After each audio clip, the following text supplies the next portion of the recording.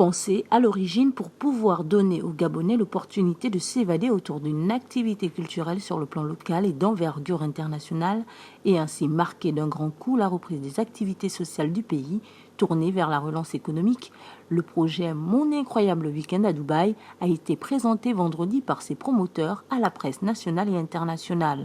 C'est l'opportunité que nous donnons aux Africains de pouvoir vendre leurs différents pays.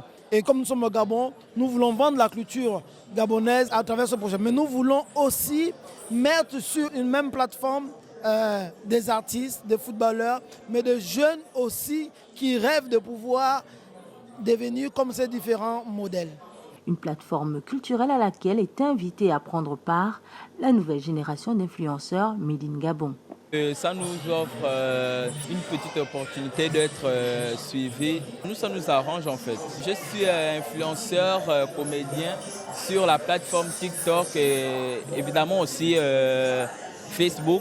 Et surtout bien au chaud derrière leur écran, qu'ils soient traditionnels ou numériques, les téléspectateurs. Désormais, il faut vivre avec Covid. Et une des solutions de Covid, qui est une mesure barrière, c'est de rester à la maison.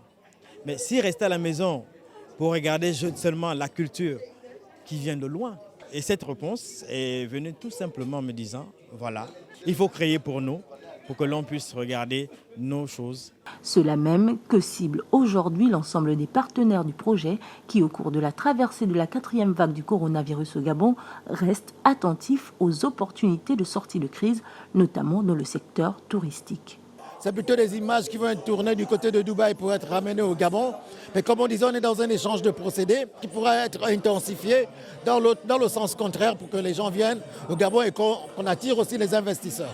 Le compte à rebours est quant à lui déjà lancé.